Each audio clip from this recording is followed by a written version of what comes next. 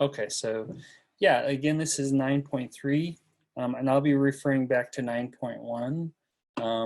The groundwork we laid in 9.1 right here tells the z-score for a difference between two sample means. It's just like the difference between two sample proportions, except the two standard deviations that are required will be unknown, and we'll have the same problem we had with the standard error in the last lesson where we had to use sample data.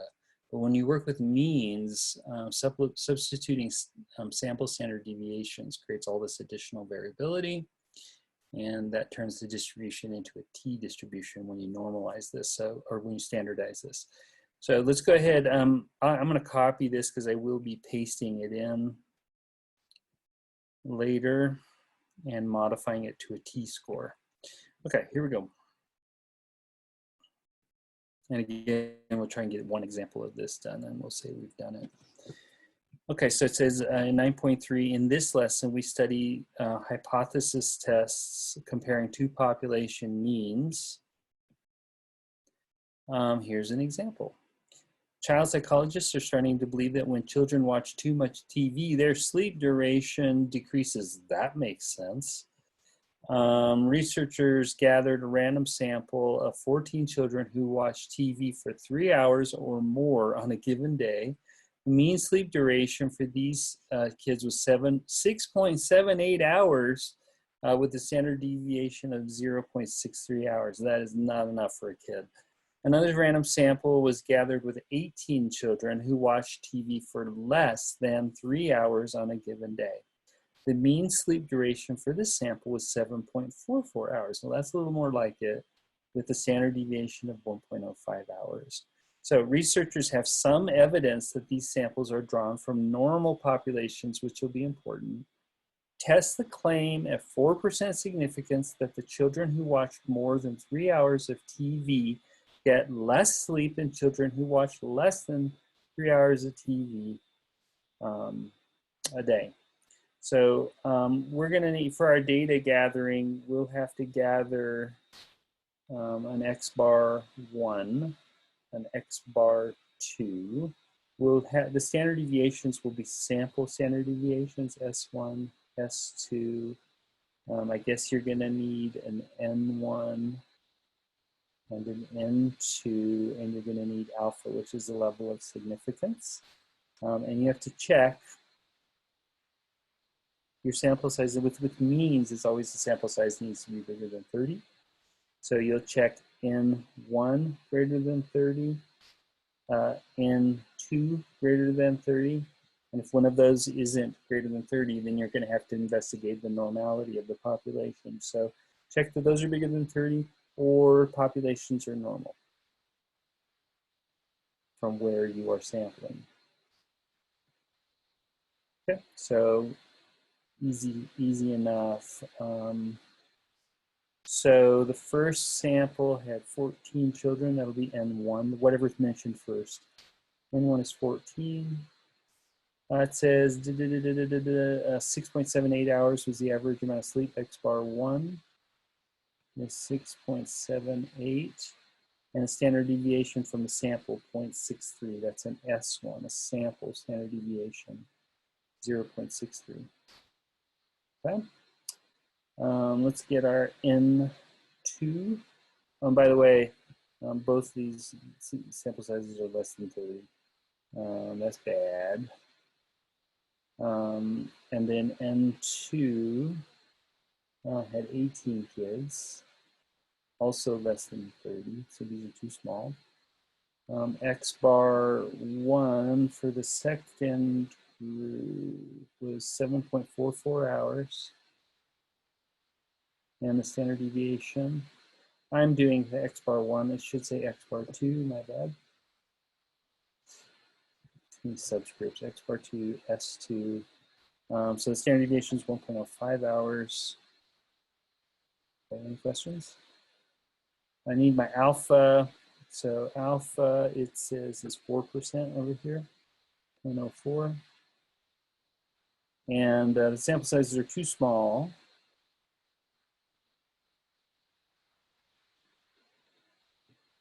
So I'm squeezing this in.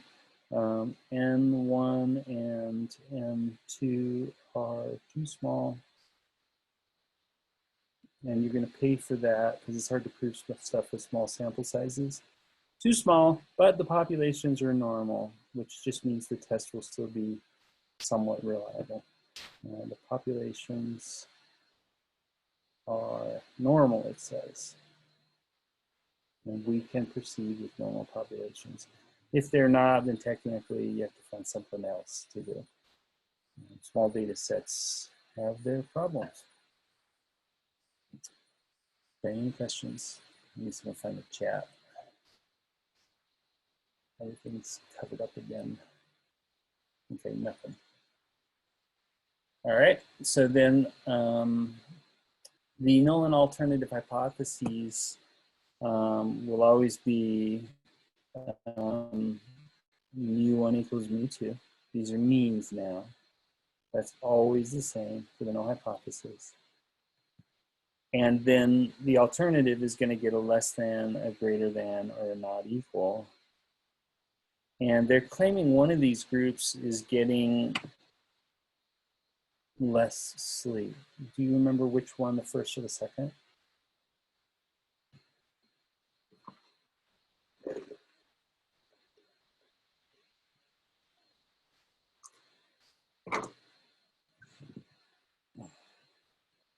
Which one, you guys, the first group or the second group is getting less sleep? At least the claim. The first, right? Right, the first. Gotcha. So mu1 is less than mu2 is the alternative. That's the left tail test.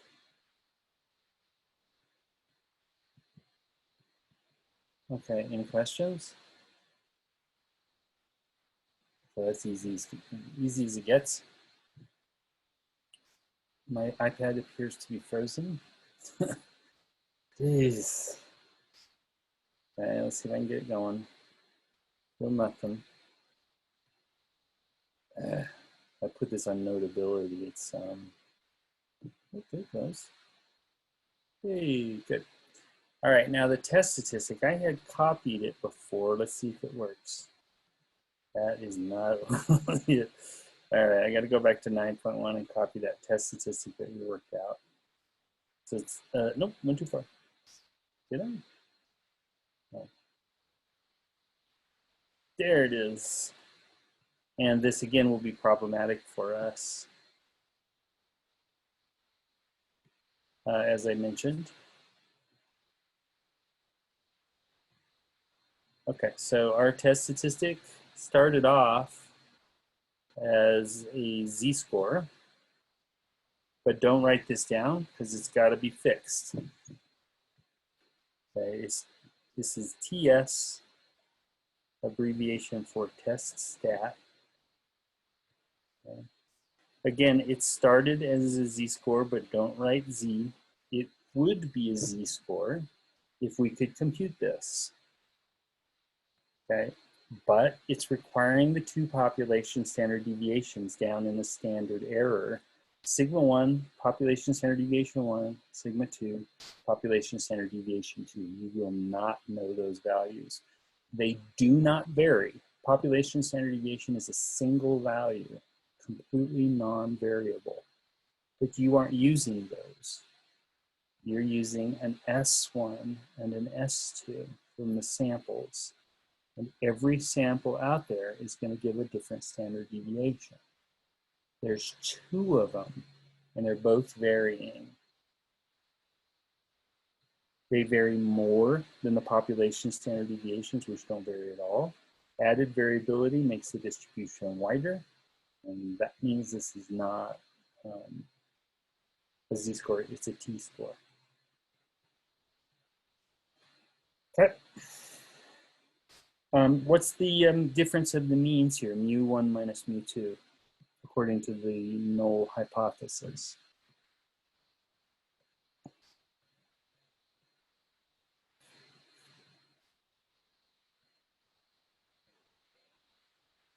Yeah, the difference between the means will have to be 0 because the null hypothesis will always say that those two guys are equal. Right, so you just put a 0 there, which is great. Okay. Where am I going to put in the degrees of freedom formula? Oh, there it is. Good. There's a spot for the degree of freedom. I don't know if it's occurring to you yet, but what are you going to use for the degrees of freedom, right? There's two different sample sizes here. Two standard deviations, both of them varying with n-1 degrees of freedom, but they have different n's. So what's the degree of freedom? There's got to be a way of combining them somehow. So we'll get to that. Anyway, let's punch in some numbers here. So the x bar 1 was 6.78 minus x bar 2, which was 7.44. The mean difference is assumed to be 0, so we'll just put a 0 there. Okay, over. And of course, that should not say equals. Okay, over standard error, which is going to be approximated by a variable estimated standard error. S1 was 0.63. That's going to get squared over N1, which is 14, plus S2, 1.05, squared over N2, that's 18. Oh. Great. Calculator time. So I'm going to pop on over to that. In my dark room, hopefully you'll be able to read it. Of course, I don't have the data anymore. Start with a fraction. The means were 6.78 and 7.44.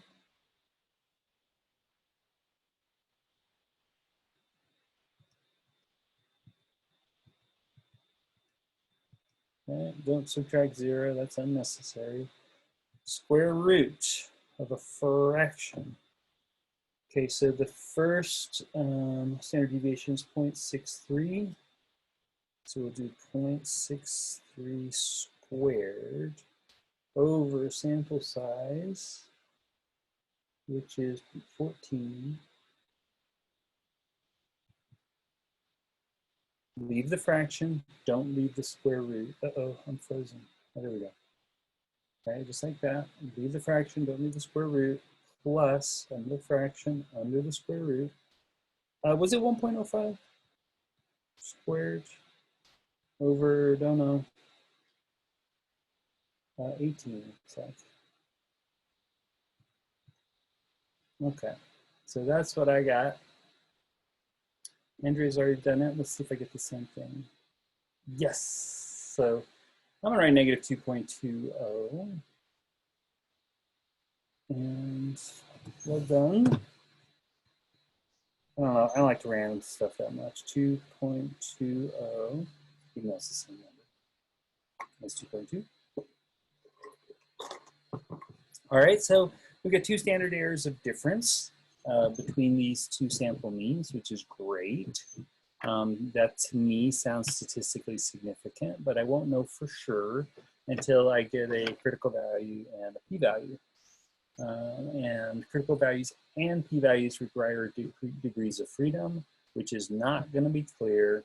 The first standard deviation has like a DF1, so this has got 13 degrees of freedom. The second one's got 17 degrees of freedom. There's two of them. Which one should we use? Should we add them? I don't know. Seems to me I would add them because I'm just trying to quantify the total variability. But it's been shown that that doesn't work as well. So there's a couple of researchers that came up with the following formula for the degrees of freedom. And first of all, I have to define a couple of things. I'm going to use a V1 as S1 squared over N1. And V2 is going to be S2 squared over N2. Okay, and here's the degree of freedom. It's going to use, the degree of freedom uses that. So I think they go V1 plus V2 squared over, we do a V1 squared over N1 minus 1 plus v2 squared over n2 minus 1. I'm just going to tell you the degrees of freedom. This is this will be on your test, but I'll just tell you what the degrees of freedom are for the test. I'm not going to make you compute this, but in the homework, do it a couple times. Don't feel bad if you just want to look it up in the back of the book, because for the odds anyway, because I'm not going to ever test you on this formula, because everybody will get a different answer on this one. It's just the rounding has a huge effect. And so that's and this what's this called?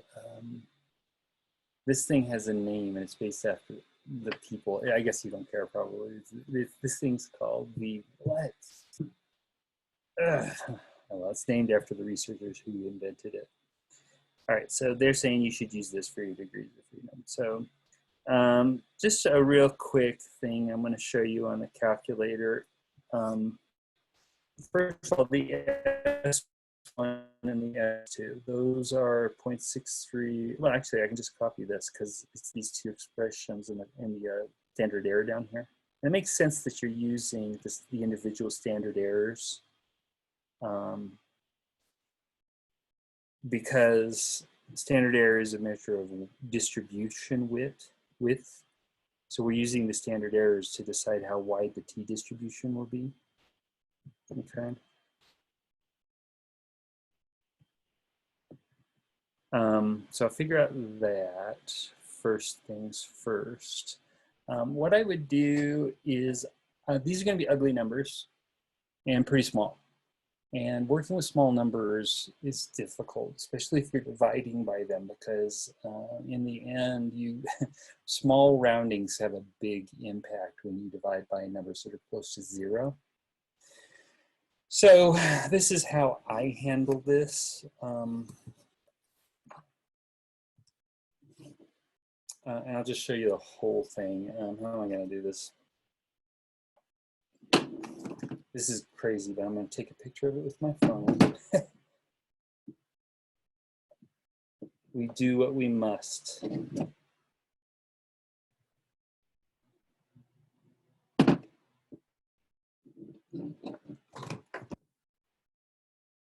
So I remember the values. Okay, so I've taken a picture of it with my phone. That was genius, I think. And to the calculator now.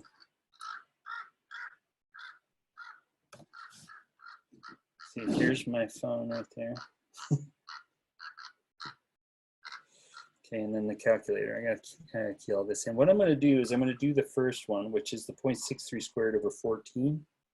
0.63 squared, and then I'll say over 14. Okay, I'm going to hit enter. And notice again, this is a lot of digits there, and I don't like that.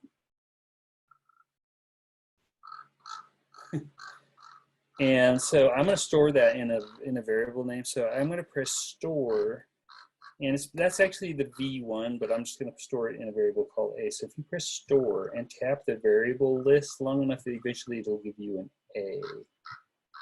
There. So I've stored the first one in A. Okay. Now the next one here was 1.05 squared over 18. So let me do that. Okay, another fraction. 1.05 squared over 18. I don't know if you guys could hear that raven that was squawking outside my window just now. That was hilarious.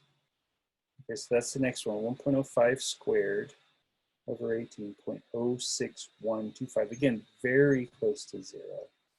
I'm going to store that also, so I'm pressing the store button. And I'm going to put this one in a variable called B, so I'll just tap that button until I get a B. There it is. If you miss it, you can just keep tapping. It'll come around to the B eventually. Boom. So I've got A and B.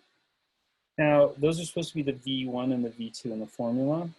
So what I'm about to do is I'm just going to type in that formula, but I'm going to use an A for V1 and a B for V2. So here we go. I'll just wipe the screen. So fraction, parenthesis, V1 is A plus B Okay? That's v1 plus v2, and then it's squared. Denominator.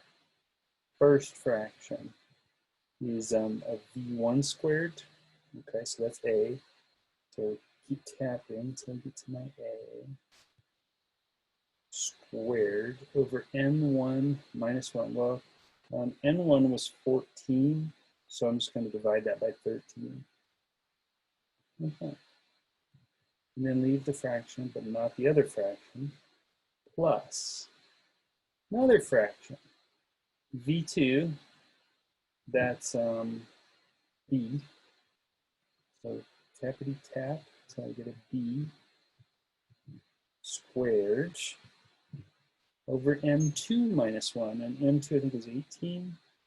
So you're going to put a 17 down below this. You see the individual degrees of freedom coming up into this. Hit enter, close your eyes, cross your fingers. Hopefully it won't start smoking. 28.4 degrees of freedom. What are you going to do with 0.4?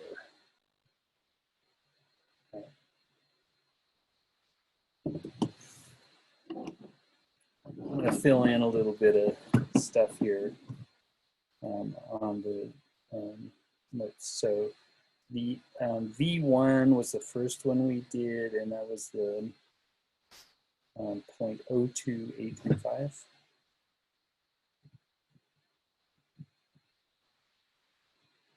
The V2 was 0.06125. Okay, and if you don't round anything,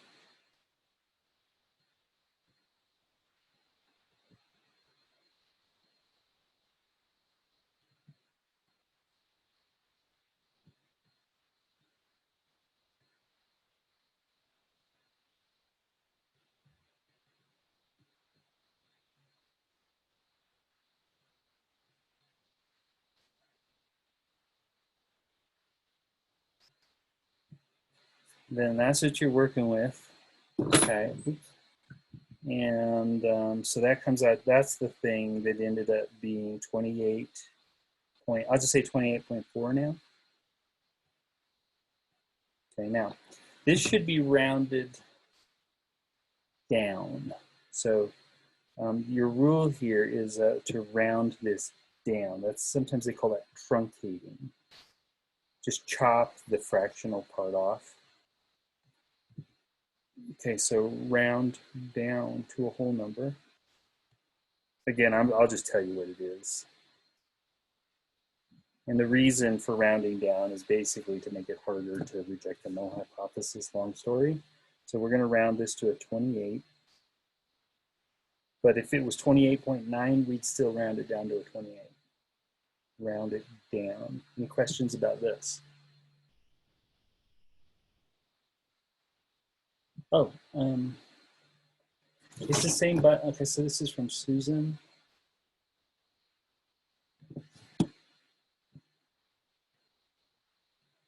Okay, so Susan, it's just the button with all these letters on it. So if you just tap that with a blank cursor, eventually you get to the A. And if you hit enter, it's returning this. So you can do A plus any computation you want. Just bring up the A. If you want to add it to B, then tap, tap, tap, tap, tap, tap till you get to the B. Now it's added them. Any computation with those two numbers. Okay, does that help?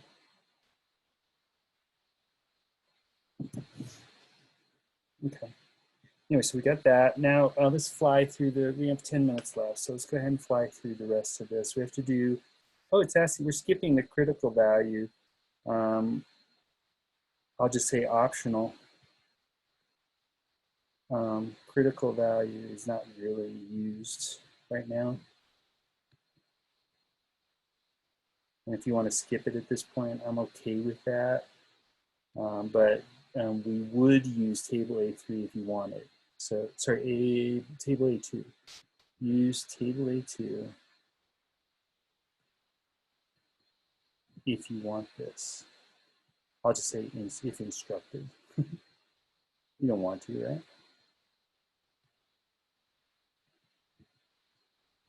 Neither do I. Okay, so they're just cutting to the chase. Let's just go straight to the p-value because that's how we make our decision. So let's draw our picture here.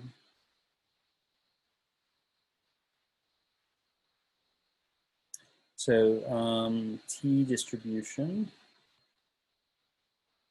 Whenever we work with means, usually it's going to be t. The statistic was negative 2.20, so let's just plot that on here.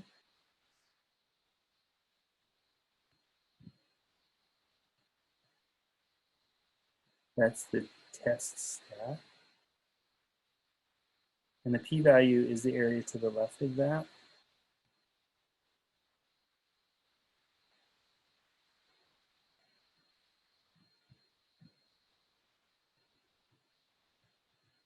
Remember the degrees of freedom are, what were they? 28. Okay, and say it says table A3 will give this.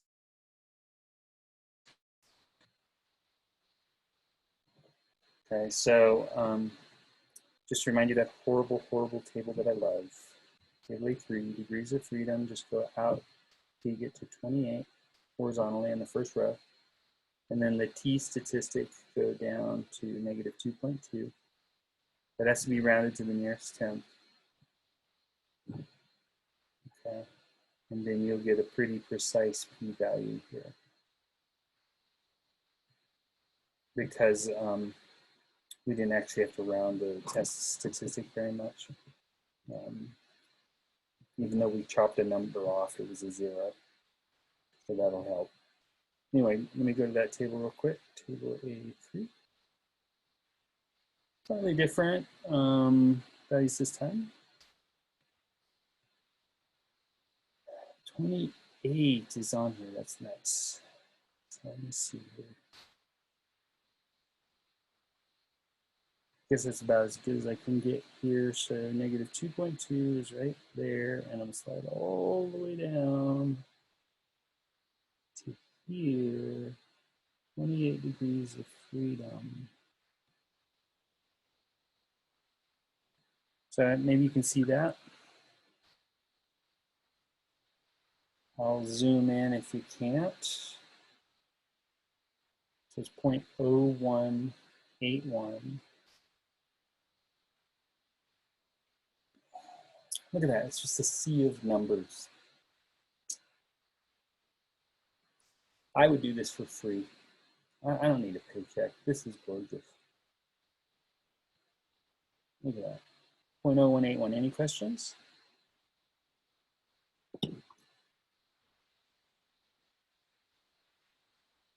Okay. 0.01. I'm going to get back to the lesson here.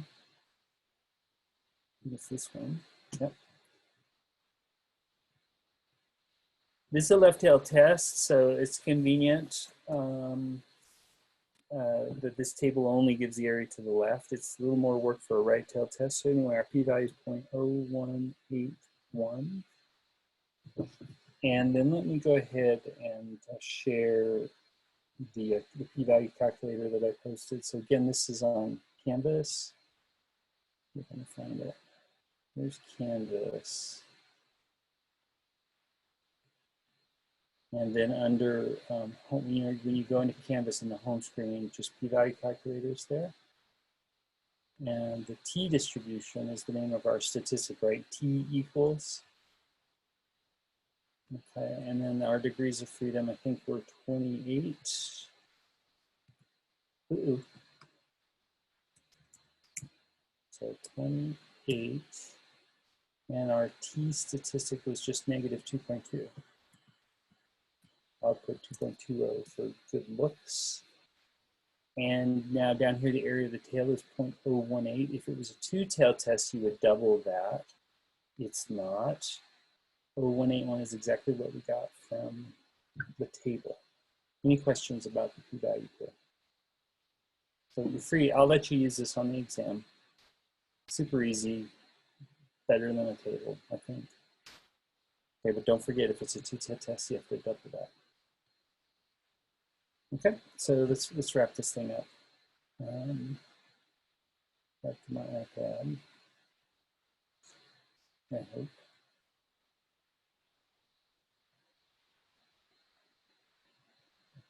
Okay, so then the conclusion, as always, I don't think I'm going to be able to paste it in, so let me copy it from up above. We always have this, this rule up here for rejecting or failing to reject the null hypothesis. And I'll squeeze that down here.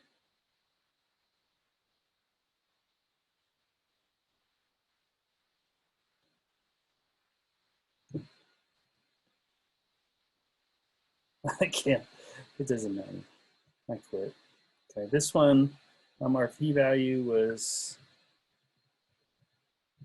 0.0181, which I'm hoping is less than our alpha. What was alpha? 0.04. So this is less than 0.04, our alpha, and then the less means we're on the first scenario this time. No hypothesis. We support the alternative. H1, I think it said that mu1 is less than mu2. Again, gotta love those Pokemon. Can't not say that. Whenever I talk about Mewtwo. Totally ridiculous. Okay, let me double check here. Mewtwo, that was the sleep duration for these kids. And we're talking about kids with more than 3 hours of TV are getting less sleep on average. So the data support the claim.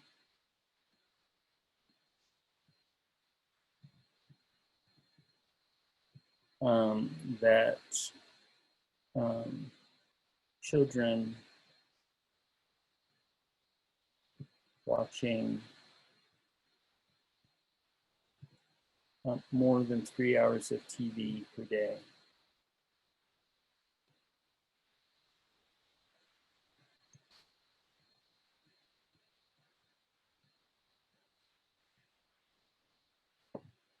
are getting less sleep on average.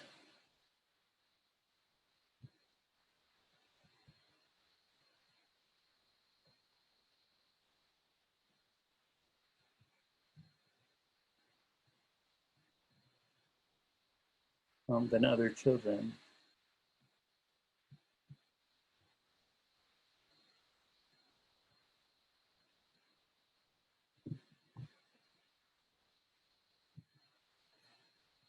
Okay. Kind of common sense. Makes sense. That's not a surprise.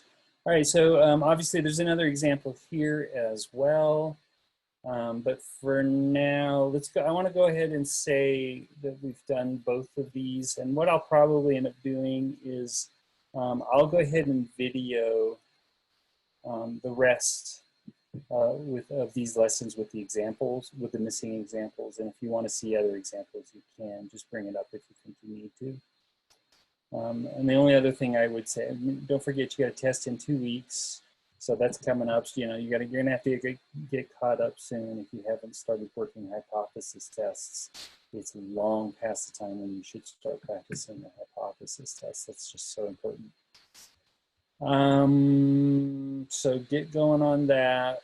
And like I said, I'll post video notes as soon as I can, but I'm gonna have to record and fill in these 2 example problems that I didn't have time for. But just go ahead and consider 9.3 done, and we're on schedule. All right, guys, I've got an office hour in 5 minutes, so I'm gonna take a 5-minute break, and then I'll move over to that other Zoom meeting for office hours. Feel free to jump in there if you wanna ask questions. And thank you for being such great students. I'll talk to you guys soon.